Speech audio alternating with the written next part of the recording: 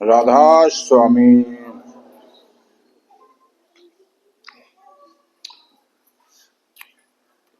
सभी की तंदुरुस्ती, मंदुरुस्ती, धन दुरुस्ती, ये यहाँ का आशीर्वाद है। लेकिन ये सबको पूरा करना है। इसको कैसे पूरा करोगे, पूरा कैसे हो?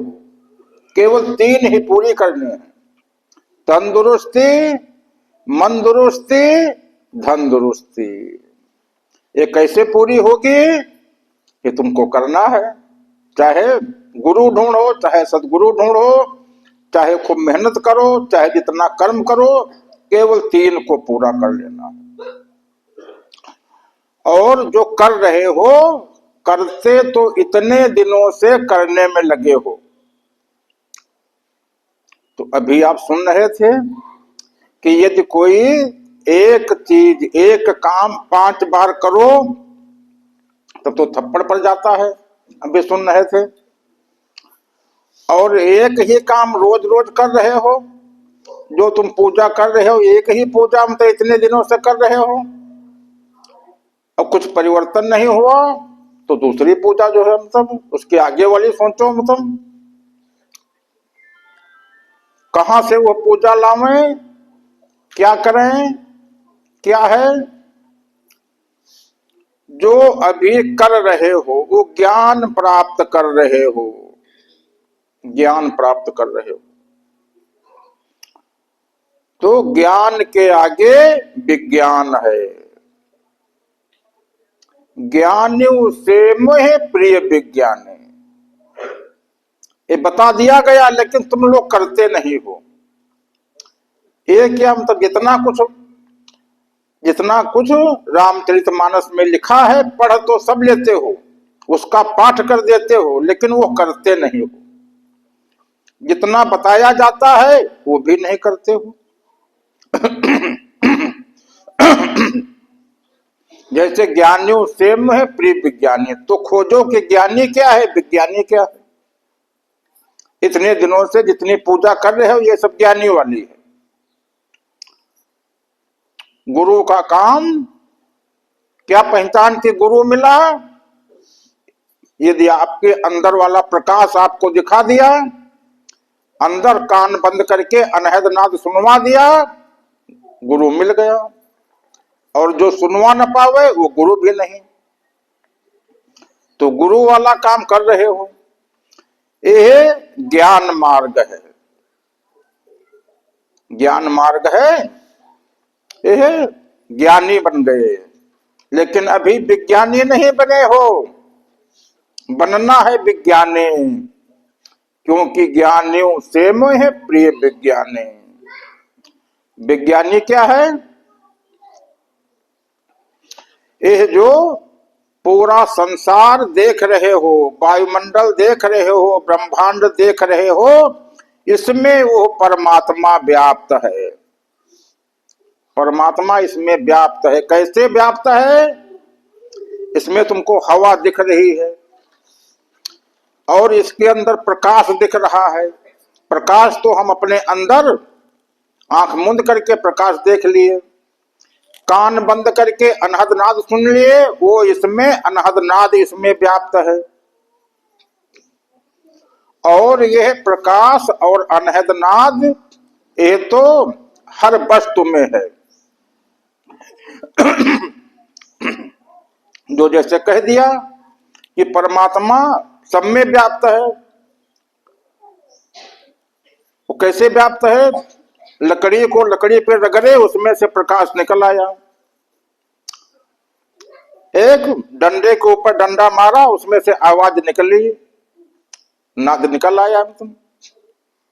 तो ये है, प्रकाश भी सब में व्याप्त है, अनहद नाद भी सब में व्याप्त है।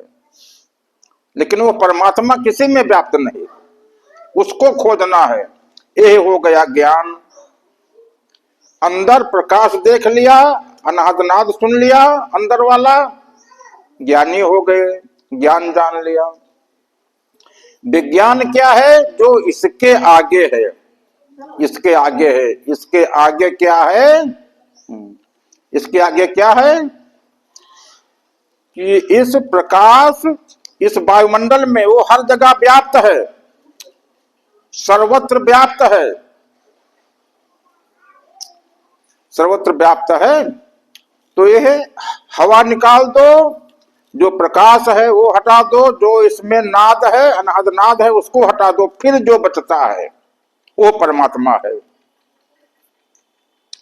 फिर जो इसमें बचा वो परमात्मा है। उसको जानना है। और क्यों जानना है? उसी की एक बूंद जीव है, उसी को आत्मा कहते हैं, जो व्याप्त है हर जगह। वही आत्मा है, वही परमात्मा है, और हमारे अंदर जीव है। इसको जीव आत्मा कह सकते हो। और इस जीव को आत्मा बनना है। आत्मा कैसे बनेगा? यहां से चल करके और शरीर के बाहर निकल करके, बाहर नहीं मतलब देह पारी, देह पारी माने देह से पार हो करके, 5 कोषों से पार हो करके, और इसमें व्याप्त हो जाए तुम, विश्वव्यापी हो जाए तुम। तो यह विज्ञान है। ज्ञान योग जाने, विज्ञान जो है विज्ञान जानना है। ज्ञानियों से मैं प्रिय विज्ञानी। तो क्या करना है? यहां से ये चले और इसमें व्याप्त हो जाए तुम। तुम्हारे पास कोई उपाय है नहीं। तो सतगुरु का काम है जिस प्रकार से वो दृष्टि डाल करके तुमको तुम्हारे अंदर का प्रकाश दिखा दिया, अनाद नाद सुनवा दिया, ज्ञानी बन गए। अब विज्ञानी बनवाना है तुम। तो विज्ञानी में तुम्हारे करने से कुछ नहीं होगा। यदि तुम्हारे करने से हो, ये सतगुरु करता है। क्या करता है? जब तुमको नामदान देता है तो दृष्टि डाल करके वो अंदर आत्मघट प्रकट कर देता है। आत्मघट प्रकट कर देता है, बस परमात्मा की धार उसके ऊपर गिरने लगती है और तुम पूर्ण हो जाते हो। तुम पूर्ण माने तुम्हारे 5 कोष तृप्त हो जाते हैं। इतने 5 कोष हैं, 5 कोष सब तृप्त हो गए। फिर अधूरे नहीं रहे, अतृप्त नहीं रहे, सब अंदर परिवर्तन अपने आप हो जाता है। जैसे सतगुरु दृष्टि डालता है, जीव बदल करके आत्मा बन गया। यहां से निकल करके उसमें मिल करके विश्वव्यापी हो गया, उसमें मिल करके एक हो गया। और परमात्मा, बस परमात्मा वही है, मतलब बाहर, मतलब देह से पार निकलना है और इसके बाहर नहीं होना है। इसको अपरोक्ष कहते हैं कि न बाहर हो न अंदर हो। बताया गया कि जहां पर मिलन होगा इस जीव का और परमात्मा का, तो वो देहरी है, न अंदर है न बाहर है, और न गुप्त है न प्रकट है। प्रकट क्या होता है? केवल आत्मघट। जैसे सतगुरु दृष्टि डालता है, आत्मघट प्रकट कर देता है, बस केवल उसका यही काम, और कुछ नहीं करता है। और इसी आत्मघट को कहा गया है विराट पुरुष। विराट पुरुष वो परमात्मा नहीं है, वो सत्य पुरुष है। उस परमात्मा को कहा जाता है सत्य पुरुष। और जो आत्मघट है ये विराट पुरुष है। 2 पुरुष हो गए, और इस विराट पुरुष के ऊपर वो धार गिरती है। तो और सब तुम्हारा मन भी एक हो जाता है, जीव भी एक हो गया, फिर द्वैत नहीं रहे। जो अद्वैत आपने सुना होगा, अभी सोचते हो कि हम और परमात्मा, जहां 2 चीजें हो गई द्वैत हो गया। पूरी परिभाषा बदल जाएगी। क्या? कि तुमको अद्वैत होना है। अभी तुम 2 हो, जीव यहां है तुम्हारे अंदर में, और परमात्मा जो है सब जगह व्याप्त है। अभी अलग हो, द्वैत हो। ये जीव यहां से चल करके यहाँ पे आवे, और परमात्मा वहां से चल करके वहां पे आकर के, और यहाँ पर दोनों मिल करके एक हो जाए तुम। अद्वैत तुम्ही को होना है। और विज्ञान योग में और क्या करना है? अभी सब तुमको करना पड़ता है, फिर सब परमात्मा खुद करेगा, तुमको कुछ नहीं करना है। सब पूरा नियम बदल जाएगा। तुम तो बहुत दिनों से सब कर लिए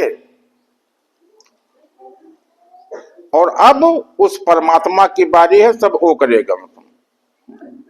तो अभी जो सुन रहे थे कि यही कलिकाल न साधन दूजा, जोग यज्ञ जप तप नहीं पूजा, ये कलयुग में है नहीं। तुमको बता दिया गया, लेकिन फिर भी तुम सब लोग कर रहे हो। योग क्या है? सूरज शब्द योग कर रहे हो, कान बंद किया, सूरज शब्द योग कर रहे हो, प्रकाश देख रहे हो, अनाद नाद सुन रहे हो, पूजा कर रहे हो। और ये बताया गया कि यही कलिकाल न साधन दूजा, योग यज्ञ जप तप नहीं पूजा, ये कुछ है ही नहीं कलयुग में। क्या है? कल केवल एक नाम आधारा, वेद पुराण संत मत सारा। केवल नाम है, उस नाम को जान लो। और जितने नाम तुम जानते हो, ये जो 5 नाम 7 नाम 1 नाम, यह नाम नहीं है। इनमें फंस गए, यह नाम है नहीं। वो क्या है? वो नाम जो है, तो वो परमात्मा की धार है, इसीलिए उसका कोई नाम नहीं है। उसका नाम अनामे है, कोई नाम नहीं है, कोई रूप नहीं है। और उससे इस जीव को मिलकर के एक होना है।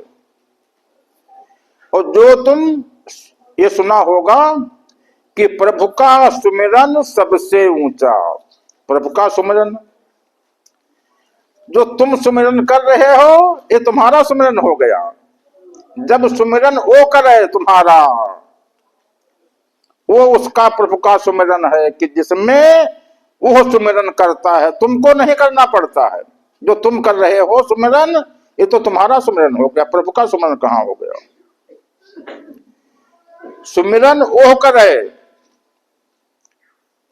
ध्यान वो करे और भजन वो करे, तुमको नहीं करना है। जिसमें सब उसको करना पड़ता है। ध्यान भी वही करेगा परमात्मा तुम्हारा। कैसे ध्यान करेगा? करऊं सदा तिनकी रखवाली, जिम बालक पाले महतारी। जैसे माता पिता देखते हैं कि लड़का उधर ताल की तरफ तो नहीं गया है, ऐसे ही वो तुम्हारा ध्यान रखेगा हर पल तुम्हारे साथ में। तो लड़का थोड़ा पिता का ध्यान करता है, मतलब पिता ध्यान करता है हर समय कि कहाँ गया, इस समय क्या कर रहा है, इसको क्यों छू लिया, ये करंट इसमें आता है, स्विच क्यों छू लिया, हर समय पिता देखता है। तो ऐसे ही तुम्हारा ध्यान वो करेगा जब विज्ञान योग सीखोगे। सतगुरु दृष्टि डालेगा, घट आत्म घट प्रकट होगा, धार गिरेगी, सारथी परमात्मा बन जाएगा, तुम्हारा सुमिरन वो करेगा जो तुम सुमिरन तो इतने दिनों से कर रहे हो, तुम उसी को सुमिरन करना है। तब क्या कहोगे कि माला जपून हरि भजूं, माला जपून हरि भजूं, मुख से कहूं न राम, और मेरा हरि मुझको भजे तब पाऊं विश्राम। उसको भजना है, वो तुमको भजेगा। अभी जो तुम भजन जानते हो, तुम सोचते हो कि चलो भजन कर ले, हम तो 2 घंटे भजन करते हैं, अब हम भजन में बैठने जा रहे हैं, तुम्हारे बैठने से भजन हो जाएगा। तुम्हारा मन हो बैठो, तुम्हारा मन हो लेटो। तो भजन तो उसको करना है, ध्यान उसको करना है, सुमिरन उसको करना है। और यहां कर रहे हो तुम। और तुमसे बता दिया गया कि वो क्रिया कर्म से न्यारा है। जब तक तुम क्रिया कर्म करोगे वो नहीं मिलेगा। कहानी बहुत सुना दी गई कि जब तक द्रौपदी कुछ करती रही, साड़ी समेटती रही, वो नहीं आए। साड़ी छोड़ दिया, तुरंत वो प्रकट हो गए। तो ऐसे जो है कि जब तक तुम कुछ कर रहे हो, कहते हो कि हम उसकी शरण में हैं, यह शरण नहीं हुई। ये तुम लोग जो मतलब ये बता दिया गया कि शरणागत हो जाओ उसकी, अब कहते हो हाथ जोड़े हो हम उसके शरण में हैं, ये शरण नहीं हुई। शरण क्या है? अशरण। यदि अशरण हो जाओ, किसी की शरण नहीं, तब उसकी शरण अपने आप हो जाएगी। उसके शरण क्या है? अशरण को शरण कहते हैं। किसी की शरण नहीं, तब उसकी शरण हो गई। जहां कोई नहीं है, जैसे बताया कि प्रकाश निकाल दो, अनहद नाद निकाल दो, हवा निकाल दो, जो कुछ बचा वो हो गया। तो जितना, और यही 5 तत्व जो है तुम्हारे में है, इन 5 तत्वों से वो पार है तुम, तो किसी की शरण नहीं। परमात्मा की भाषा मौन है। मौन क्या है? मन तुम्हारा मौन हो जाए। मन का मौन ही मौन है। केवल ये नहीं कि हम मुंह बंद किए हैं, बोलते नहीं हैं, कापी पे लिख रहे हैं, मन तुम्हारा खूब चल रहा है, तो मौन नहीं माना जाएगा। मौन तो मन को होना है।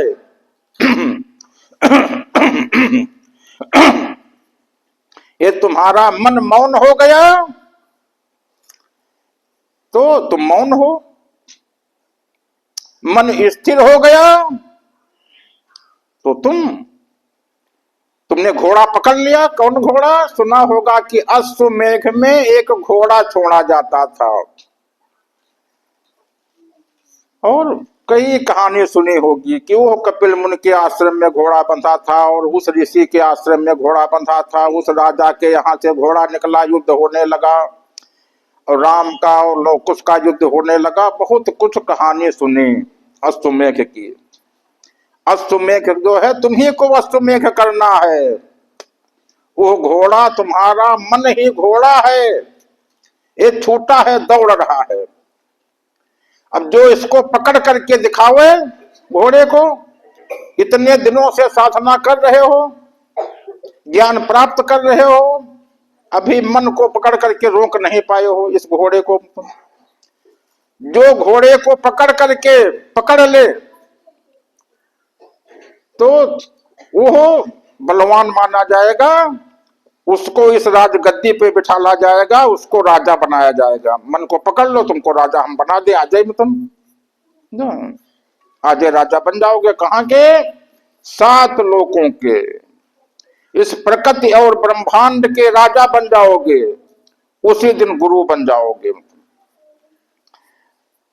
ये मन जो है, तो अश्वमेध यज्ञ का फल तुमको मिल जाएगा।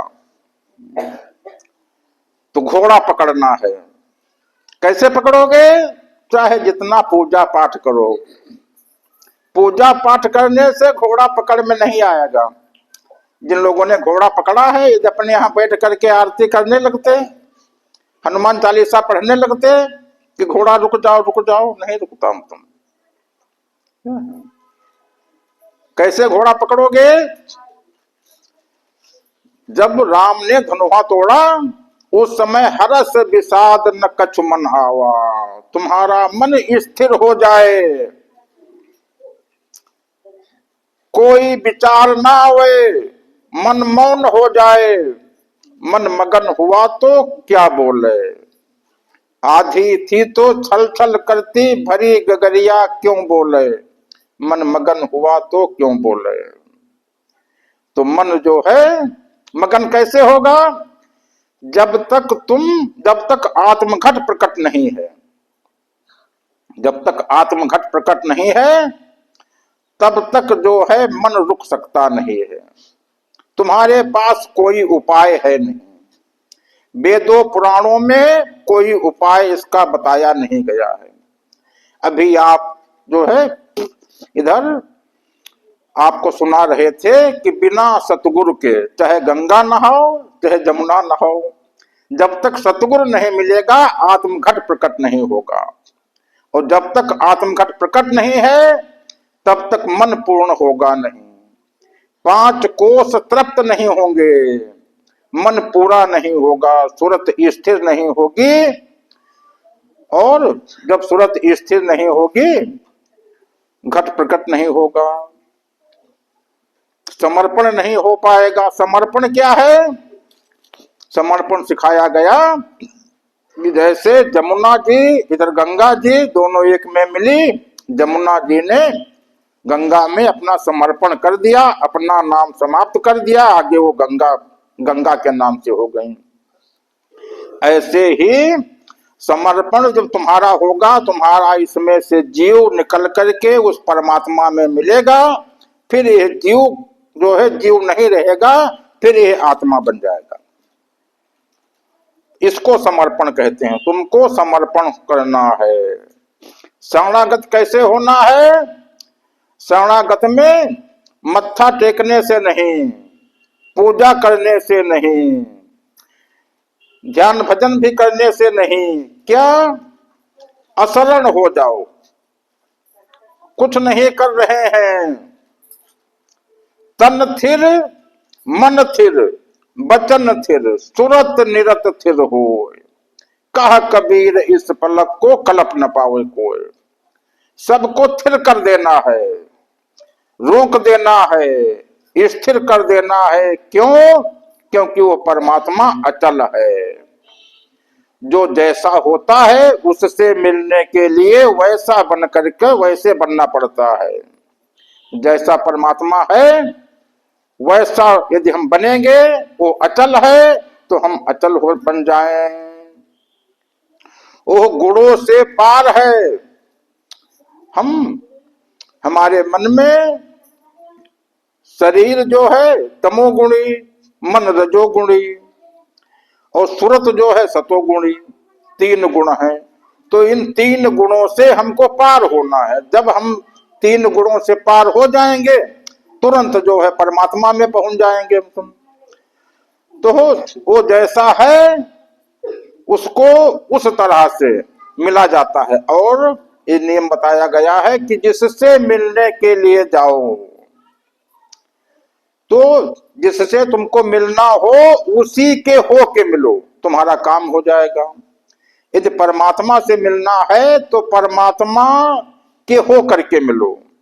किसी व्यक्ति से मिलना है तो उसी के हो करके मिलो, वो तुम्हारा हो जाएगा। तुम जिसको तुम्हें अपना बनाना है तो सोचो, मतलब उसी के तुम हो जाओ। तुम ये समर्पण हुआ तो ये समर्पण भाव अंदर में, और फिर तो उस जब परमात्मा की साधना करोगे, उसको खोजोगे, वहां पे भाव नहीं है तुम्हारे अंदर, न भाव न प्रेम न कुछ, हरस विषाद न कछु मन आवा, वहां पर कुछ नहीं। प्रेम भी द्वैत है, क्योंकि प्रेम यदि किसी से करते हो तो एक प्रेम करने वाला, एक जिससे प्रेम करोगे, 2 हो जाएगा तुम। तो तुमको क्या करना है? कुछ नहीं, बिल्कुल अशरण हो जाओ। जितना कुछ हम कर रहे हैं कुछ नहीं कर रहे हैं, सहज हो जाओ, आत्मघट प्रकट हो जाएगा। आत्मघट प्रकट हुआ, झाड़ गिरने लगे, परमात्मा मिल गया तुम। यहां से जीव निकल करके फिर जीव 1 मिनट रुक नहीं पाएगा अपने स्थान पर। जैसे लोहे को चुंबक खींचता है, ऐसे तुरंत जीव को परमात्मा तुरंत खींच लेगा मतलब, और एक कर लेगा, अपने में मिला लेगे। कैसे मिलेगा? कि जैसे आपने भरत मिलाप देखा होगा, भरत मिलाप देखा होगा, तुरंत दोनों गए, मिल गए। ऐसे ही जीव जो है उस परमात्मा में मिल जाएगा, दोनों एक हो जाएंगे, तो आप ही देह पारी विश्वव्यापी हो जाएंगे। यह विज्ञान योग है। तो ज्ञानियों से मोह प्रिय विज्ञानी। तो पहले ज्ञान योग जो है उसमें प्रकाश और अनहद नाद, उसका अध्ययन कर लो। देख लिया, ये देखोगे नहीं तो जानोगे कैसे कि ज्ञान क्या है, विज्ञान क्या है। फिर ये तुम्हारी मंजिल नहीं है। मंजिल तो है कि जीव को परमात्मा से मिलकर के एक होना है। इसके आगे और यदि गुरु की दृष्टि पड़ गई है तो घट घट तो प्रकट हो गया है, घट प्रकट हो गया है। बस तुमको केवल बताना है कि जैसे छोटे बच्चे को बताते हो कि ये तुम्हारे फूफा हैं, ये तुम्हारे चाचा हैं, ये तुम्हारे मामा हैं, ऐसे बस तुमको पहचान करानी है। बस तुमको पहचान करानी है और घट तो प्रकट हो गया उसी दिन, जिस दिन जो है तुम्हारा नामदान हुआ, पहला नामदान हुआ, उसी दिन घट उसी दिन प्रकट करा दिया गया था। अब बस तुमको और उसमें क्या करना है ये बताया जाता है कि जिस दिन नामदान हो तो उस दिन से 40 दिन तक तुम्हारे गुस्सा ना पाने पाए, और ईर्षा, और तब ये भी बताया जाता है कि यदि कोई भी पूजा घर में करो, मान लो यहाँ के नामदानी नहीं हो, यहाँ के नामदानी नहीं हो, घर में तुमको कथा सुनना है, या यदि रोज तुम आरती भी करते हो तो पूजा करने से पहले देख लो कि जिसके ईर्षा द्वेष न हो, मन में गुस्सा न हो, लालच न हो, छल कपट न हो, ये 4 चीजें यदि मन में हो, और यदि तुम कोई भी पूजा करोगे, किसी तीर्थ स्थान पे जाओगे भी, तो लाभ की जगह पे हानि होगा। देखा होगा कि जो लोग पूजा पाठ करते हैं तो बनने की जगह पे बिगड़ने लगता है, सब लाभ की जगह पर हानि होने लगती है। कहीं गए तीर्थ यात्रा करने, वहां चोट लग गई, घर में सत्यनारायण की कथा सुने, उसी दिन जो है घर में आग लग गई, एक्सीडेंट हो गया, पैर में चोट लग गई। क्यों? क्योंकि पहले मन को साफ कर लो। यदि मन में किसी के प्रति ईर्षा द्वेष है, छल कपट है, गुस्सा भरी हुई है, तो आप जो है अभी पूजा में सम्मिलित होने योग्य नहीं हो। तो सबसे पहला काम क्या है कि मन से ईर्षा द्वेष, गुस्सा, छल कपट, इसको हटाओ, अंदर में प्रेम उमगाओ, और मन को खाली करके मन को खाली कर दो। मन पे बिल्कुल मन खाली हो, इतना हो करके सत्संग आओ। सत्संग आओ, जो दृष्टि पड़ेगी उससे तुम्हारे अंतर में परिवर्तन होगा, उससे अंदर में परिवर्तन होगा। और जैसे नामदान होगा, गुरु धारण करना क्या है, सत्संग में आ गए तो गुरु धारण करना नहीं हुआ, यदि नामदान में सम्मिलित हो गए, नामदान हो गया जिस दिन, उस दिन गुरु धारण कर लिया, तो उस दिन से सोचना है कि अब हम गलती हमसे न होने पावे। यदि पहले बीड़ी पीते थे, सिगरेट पीते थे, तंबाकू खाते थे, पुड़िया खाते थे, उस दिन से फिर खाना छोड़ दो, इसलिए कि नहीं तो परमात्मा जैसे प्रकट हो गया है, अब तुम उसको बीड़ी पिला रहे हो, सिगरेट पिला रहे हो, पुड़िया खिला रहे हो, तंबाकू खिला रहे हो, फिर उसको अच्छी अच्छी चीजें तुम खाओ, वो तुम्हारे साथ हो गया है। यदि भी दूसरा नामदान नहीं भी हुआ है, फिर भी जो है अभी से छोड़ दो, तभी पात्र माने जाओगे, तभी परमात्मा की पहचान तुमको बताई जाएगी। और पहचान तब पात्र माने जाओगे कि अब तुम पात्र हो गए। मन में नम्रता हो जाए, और ये नहीं कि जहां बैठे हो किसी की बुराई कर रहे हो। जब कहीं बैठते हो, ये लोगों की आदत होती है कि जब बैठे हैं कहीं दूसरे की, उनके रिश्तेदार भी नहीं, कहीं तीसरे की बुराई कर रहे हैं कि वो बहुत खराब है, तो सबकी बुराई करना छोड़ दो, और क्या करना है, द्वेष दृष्टि छोड़ना है। अभी तुम्हारे देखने का ढंग द्वेष वाला है, द्वेष दृष्टि से निर्माण दृष्टि पे आना है, और फिर विवेक दृष्टि पे। द्वेष दृष्टि, अभी जहां जो कुछ देखते हो उसकी कमी तुमको नजर आती है, और कमी देखना दुश्मन का काम होता है। तो जहां जाओ वहां की कमी न देखो, वहां की अच्छाई देखो। जिस जो भी चीज देखो, जो भी चीज देखो वहां की अच्छाई देखो। तुमको एक बार कहानी सुनाई गई थी कि बहुत बड़ा हाल था। गुरुजी ने पूछा शिष्य से कि बेटा तुमको इस हाल में क्या दिखाई पड़ रहा है? तो इधर उधर देखा, बहुत देर तक देखा, कहा कि वो वहां पे देखो एक काला धब्बा, काला दाग पड़ा है। तो कहा और इतनी बड़ी सफेदी तुमको नहीं दिखी? कहा गुरुजी सफेदी हम देखते नहीं है, जो है। तो अभी ये सफेदी तुमको नहीं दिखेगी। ये तुमसे पूछा जाए कि इसमें क्या दिखता है तो देखने लगोगे कि इसमें मतलब क्या है, कौन चीज है। तो जहां पर वो वहां पे काला धब्बा है वही बताओगे तुम। तो अपनी दृष्टि देखने की बदलो तुम। जहां जो कुछ देखना हो किसी व्यक्ति में देखना हो उसकी अच्छाई देखो। तो ये गुण आज से चालू कर दो देखना। और फिर क्या होगा? जिस दिन नामदान होगा उस दिन दृष्टि बदली जाती है। दृष्टि कब बदलेगी? जैसे आत्मघट प्रकट होगा, विवेक की दृष्टि हो जाएगी। अभी इन आंखों से जो देखते हो इसमें उल्टा दिखता है, सही नहीं दिखता है। ये संसार की दृष्टि है आंखों से, और वो विवेक दृष्टि होगी। विवेक दृष्टि होगी तब तुम नहीं देखोगे, तब जो बताया गया कि करने वाला वो है। फिर उसकी दृष्टि होगी तब जो देखेगा वो सब देखेगा। सत्य की दृष्टि क्या है? जो सत्य देखता है, जो परमात्मा देखता है, तब वो परमात्मा देखेगा। जैसे बताया गया कि सुमिरन वो करेगा, ध्यान तुम्हारा वो करेगा, भजन वो करेगा, सारथी वो बनेगा, रथ वो चलाएगा, अर्जुन केवल पीछे बैठेंगे। मन तुम्हारा जो है पूर्ण हो जाएगा, मन कौवा से हंस हो जाएगा उसी दिन जैसे आत्मघट प्रकट होगा। मत जो है सुमति हो जाएगी, जहां सुमति तहां संपत्ति नाना, जहां कुमति तहां विपत्ति निधाना।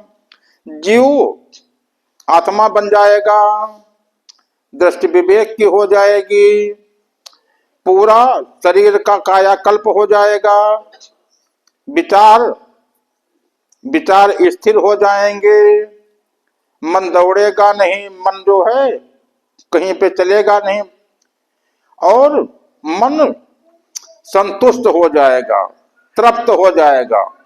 अभी चाहे जितना तुम सुन लो, चाहे जितना तुम पढ़ लो, अभी सोचते हो कि अभी हम और पढ़ें और पढ़ें।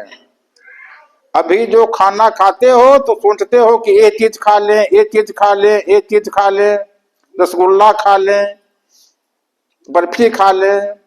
फिर मन तुम्हारा तृप्त हो जाएगा। जब अन्नमय कोष तृप्त हो जाएगा फिर किसी चीज खाने की इच्छा नहीं होगी कि हम ये खा लें, ये खा लें। मन तृप्त हो जाएगा, फिर नहीं कि हम ये जान ले, ये जान ले।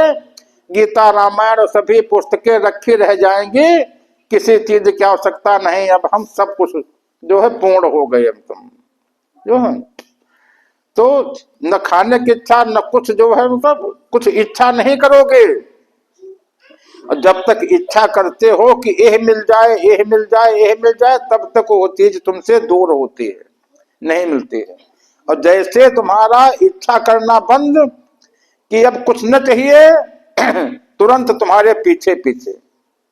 वो कहानी एक बार सुनाई गई थी, भास्करानंद लोहनी। भास्करानंद लोहनी जो है पंचांग जो है उनका पंचांग पहले बहुत अच्छा आता था। उनकी एक कहानी है कि वो गायत्री के प्रकांड विद्वान थे। तो उन्होंने सोचा कि हम लक्ष्मी गायत्री सिद्ध कर लें। तो अभी हम गरीब हैं तो हम खूब धनवान हो जाए, खूब मोटर गाड़ी कार बंगला हो जाए, सब इच्छाएं पूर्ण हो जाएं। तो गायत्री का पुरस्करण, एक पुरस्करण किए 1.25 लाख का, फिर हवन किया, फिर दूसरा किया, फिर तीसरा किया। पुरस्करण पर 5 साल तक करते रहे, कुछ लाभ नहीं हुआ। सब छोड़ दिया कहा कि ये सब बेकार, कुछ करेंगे नहीं। गंगा के किनारे कुटी डाल करके रहने लगे। कहा अब हमको कुछ नहीं करना है। तुरंत लक्ष्मी जी प्रकट हो गई। कहा कि लो, कितना चाहिए, कितने रुपया चाहिए, कितना क्या लेना, सब लो। तो कहा आज आई हो, इतने हम 5 साल से हम तो जो है पुरस्करण पर पुरस्करण कर रहे थे और हम तुमको बुला रहे थे तो तुम नहीं आए। कहा अरे यही तो इसमें भेद था। जब हवन कर किया जाता है तो कहा जाता है इदम गायत्री इदम नमम। जितना हवन करते हो, स्वाहा करते हो, कहते हो कि यह गायत्री के लिए, हमारे लिए नहीं है। और तुम तो जो कुछ करते थे वो अपने लिए करते थे। जब स्वाहा भी करते थे तो सोचते थे मन में कि लक्ष्मी हमको मिल जाए। तो सब उल्टा करते थे, क्यों मिले हम। और अब जब तुम सोचे कि अब हमको कुछ न चाहिए, हम तुरंत हाजिर। तो ये संसार का नियम है। इसीलिए परमात्मा एक अनेह अरूप अनामा। अनेह माने इच्छा रहित है, तुम भी इच्छा रहित हो जाओ। जैसे तुम्हारी इच्छाएं बंद, उधर से सब जो है तुम्हारी तरफ जो है आने लगेगा, दौड़ने लगेगा कि लो कितना लोगे। और जब तक तुम मांग रहे हो, अभी तक जितनी तुमने पूजा की, जितनी तुम पूजा की उसमें सब तुमको मांगना पड़ा। तुम मांगता ही रहे, दाता नहीं बने। और अब जो तुम जो है सीखोगे, इसमें तुमको दाता बनना है, मांगना नहीं है। अभी तक हमेशा मांगते ही रहे कि हमको ये दे दो, ये हमको चाहिए, ये चाहिए, ये चाहिए। हर समय मांगते ही रहे। और अब मांगता नहीं बनना है, दाता बनना है। तुमको कुछ मांगना नहीं है। आस कह रही श्वास से धीरज धरना सीख। बिन मांगे मोती मिले, मांगे मिले न भीख। जब तक तुम मांगोगे तब तक तुमको जो है कुछ नहीं मिलेगा। बहुत लोग आते हैं कि हमको हमको हमको मतलब 10 रुपया हमको दे दो, तुम नहीं देते हो। अब यदि कोई मांगे ना तो तुम उसको 100 रुपया दे दोगे तुम। तो ऐसे ही अभी तुम्हारी श्रेणी मांगने वाले में है। जब तुम देने वाले हो जाओगे तो इधर से जितना दोगे उधर से जो है कुबेर का भंडार तुम्हारे लिए खुल जाएगा कि दो, देखें कितना देते हो और देखें कि कम पड़ जाएगा। कृष्ण जी उधर से जितनी साड़ियां देते रहे, उधर से वो साड़ियां आती रही, कम नहीं पड़ी तुम। तो जिस दिन तुम देने वाले हो जाओगे, कोई कमी नहीं होगी, उधर से सब पूरा होते रहेगा हम तुम। ये प्रकृति का नियम है। तो इसमें क्या क्या बदलना है? ज्ञान योग नहीं, विज्ञानी सब लोग बनो। विज्ञानी योग क्या है? विज्ञान योग है कि उस परमात्मा जो इसमें हर जगह व्याप्त है, तुम्हारे अंदर नहीं है। जो बाहर हर जगह है हर जगह, लेकिन इससे बाहर निकल करके और अतत्व हो करके उसमें मिलना है। जीव को उसमें मिल करके दिखाओ। जानते तुम्हें हो जाई। जिस दिन जो है उसमें मिलोगे वही हो जाओगे। जीव आत्मा हो जाएगा, परमात्मा हो जाएगा, दाता हो जाएगा, राम बन जाएगा। तो राम को, इस जीव को राम बनना है। राम राम जपना नहीं है, राम को जानना है। कौन, किसको जानना है? जीव को। और जैसे जानेगा वो राम ही बन जाएगा। तो उसी को सत्य नाम कहा गया है। वो जो अवस्था है जिसमें जीव उस परमात्मा से मिलकर के एक होता है, उस अवस्था को राधा स्वामी कहा गया है। राधा क्या है? वो जो धारा है, धारा को पलट दो तो राधा हो गई। उधर से जो धारा आ रही है, जो हर जगह व्याप्त है, वो राधा हो गया। स्वामी जो है ये जीव है, उससे मिला तो राधा स्वामी हो गया। वही राम है वही सीता राम है। सीता इधर से, सीता जो है वो धारा है, दोनों मिले सीता राम हो गया, राधा कृष्ण हो गया एक में। तो इन दो को एक में मिलाना है। यही लोग जो है तब कुआं बाग बाग की शादी करवाते हैं, तुलसा और शालिग्राम की शादी करवाते हैं। शादी क्या है? जीव को परमात्मा से मिला करके एक कर दो। और अश्वमेघ घोड़े को पकड़ करके और फिर ये जो है शादी करवा करके राजा बन करके, इस प्रकृति के राजा बन करके जो है दिखाओ। इसीलिए यहाँ पे आए थे। मनुष्य शरीर, मनुष्य शरीर इसीलिए मिला है, मनुष्य शरीर इसीलिए मिला है कि यहां से, वहां से जब तुम आए थे तब पूरे नहीं थे, यहां से तुमको पूरे हो करके राजा बन करके तुमको वहां पे जाना है। तो जब तुम आए जगत में, जगत हंसे तुम रोए, और ऐसे करने कर चलो तुम हंसो जग रोए। सब यहाँ रोते रह जाएं, तुम हंसते हुए चले जाओ तुम। और ऐसा नहीं कि खाली हाथ आए खाली हाथ चले गए, तो फिर भेजने वाला कहेगा कि बेकार में भेजे थे तुम। जो है यहाँ पर जिस काम के लिए आए कुछ कर नहीं पाए, तो तंदुरुस्ती, मंदुरुस्ती, धनदुरुस्ती सब तुमको पूरी करके दिखाना है। और ये सब कैसे होगी? तुम्हारे करने से नहीं होगी। बहुत दिन सब कर लिया, अब जो है उसको करने का टाइम दो।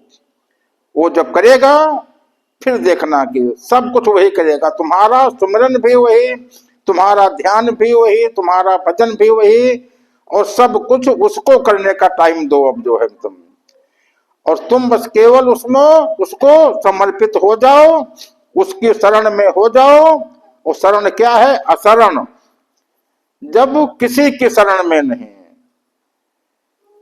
बिना प्रयास के मिलेगा वो, पूर्ण प्रयास रहित है, सहज अवस्था इसको कहते हैं, सहज अवस्था।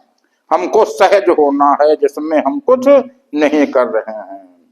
साधो सहज समाधि भली, आंख न मूंदू, कान न रूंधू, काया कष्ट न धारू, और खुले नयन से हंसे हंसे निरखूं, अद्भुत रूप निहारू।